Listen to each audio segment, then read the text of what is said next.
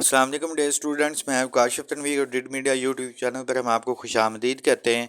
Lecture start करने से पहले आप लोगों से एक छोटी सी रिक्वेस्ट है कि अगर अभी तक आप लोगों ने हमारे चैनल को सब्सक्राइब नहीं किया तो इसे सब्सक्राइब कर दें और साथ में लगे हुए बेल आइकन को भी प्रेस कर दें ताकि हर नई आने वाली वीडियो का नोटिफिकेशन आप लोगों को बर वक्त तौर पर पहुँच सके। स्ट्रेट वे हम अपने टॉपिक की तरफ आते हैं। तो आज का जो मेरा most important hot topic constitution of 1956, ये वो कॉन्स्टिट्यूशन था जो कि पाकिस्तान का पहला कॉन्स्टिट्यूशन बना और ये कब इम्प्लीमेंट हुआ 23 मार्च 1956। इसके अंदर हम कुछ इनके स्लैंड फीचर्स भी देखेंगे और मिसाल के तौर पर और बाकी चीज़ों को भी हम फर्दर डिस्कस करेंगे। Constitution of 1956 given by Sikandar Mirza on 23 मार्च 1956। सिकंदर मिर्ज़ा ने दिया 23 मार्च 1956 को, लेकिन इसके 2 साल के बाद ही कॉन्स्टिट्यूशन के बाद, क्योंकि सिकंदर मिर्ज़ा भी निज़ाम को ज़्यादा बेहतर तरीके से ना चला सका, इस तरीके से 7 अक्टूबर 1958 को इसने मुल्क के अंदर पहला मार्शल लॉ लगा दिया था। और इसके बाद इसने अयूब खान को एक जो कि चीफ ऑफ आर्मी स्टाफ थे, उसको लेटर भी लिखा कि आप जो है निज़ाम को या मुल्क के निज़ाम को टेक ओवर कर लें और इस तरीके से बाकी जो फर्दर निज़ाम है वो आप चलाएं।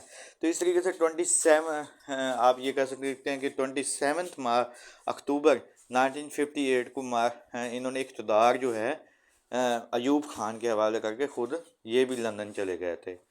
तो इन सारी चीज़ों को ये मैंने आपको थोड़ा सा इसका फर्दर ओवरव्यू दिया है। आगे हम देखते हैं कि इस कॉन्स्टिट्यूशन के अंदर इसके स्लैंड फीचर्स क्या थे, क्या क्या बात की गई थी। इसके अंदर कहा गया कि इस्लामिक रिपब्लिक ऑफ पाकिस्तान, मुल्क का नाम जो होगा इस्लामिक रिपब्लिक होगा। The name of the country was adopted Islamic Republic of Pakistan, तो कि इसका नाम जो है मुल्क का वो इस्लामी जमहूरियत पाकिस्तान रखा जाएगा।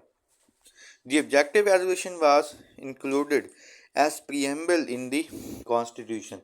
मतलब कि इस कॉन्स्टिट्यूशन के अंदर जो ऑब्जेक्टिव रेजोल्यूशन जो कि 12 मार्च 1949 को पास हुई थी, जिसके अंदर sovereignty to Allah Almighty, all laws would be framed according to Islamic teaching etcetera etcetera, इस तरह की बातें की गई थी और सारा उसको कहा गया कि उसको इब्तदाइया के तौर पर शामिल किया जाएगा।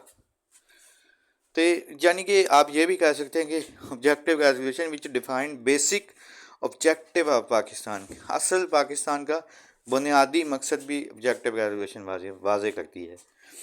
तो स्लैंड फीचर्स की तरफ बढ़ते हैं। फेडरल सिस्टम होगा कि मुल्क के अंदर जो भी गवर्नमेंट आएगी फेडरल फॉर्म ऑफ गवर्नमेंट होगा। The constitution provide for a federal system in the country. The power was divided among the centre and the provinces. मतलब कि ये बात की गई कि जो पावर है इसको डिवाइड कर दिया गया। उन्होंने कहा कि पावर जो है सेंटर के पास भी होगी और जो प्रोविंसेस के अंदर जो गवर्नमेंट बनेगी प्रोविंसेस के अंदर भी पावर उनको भी दे दी गई। 1956 का कॉन्स्टिट्यूशन बनता है 1962 एंड 1973, या आप ऑब्जेक्टिव रेजोल्यूशन की भी बात कर रहे हैं। तो इन सब के अंदर फेडरेशन की बात की गई है, मतलब विफाक की बात की गई है। और जो है जैसे मैंने बताया था कि मुल्क को इन्होंने 2 यूनिट्स के अंदर डिवाइड कर दिया है।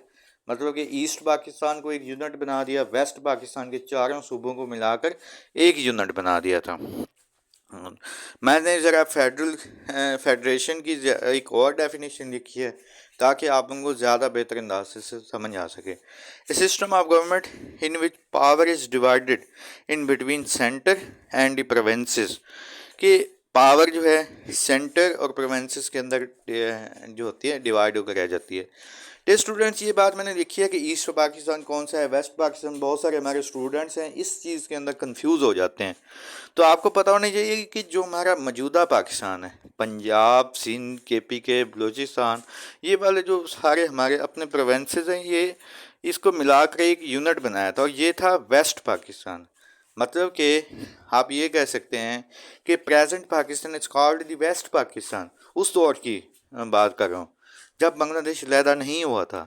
बंगाल और इसके प्रोविंसेस को ईस्ट पाकिस्तान, क्योंकि जोग्राफिकली देखें जो ये ईस्ट के अंदर वाक़ था पाकिस्तान के, तो इस वजह से इसको ईस्ट पाकिस्तान का नाम दिया गया था। तो आज का लेक्चर हम यहीं पे एंड करते हैं। अपनी नेक्स्ट ऑडियो लेक्चर के अंदर हम देखेंगे किस तरीके से पार्लियामेंट्री सिस्टम और इसके फर्दर स्लैंट फीचर्स को भी हम डिस्कस करेंगे। Do right your question in comment box, hit the like and subscribe button if you haven't yet. अब मुझे अपनी दुआओं में याद रखिए। स्टे ट्यून्ड एंड अल्लाह हाफिज़।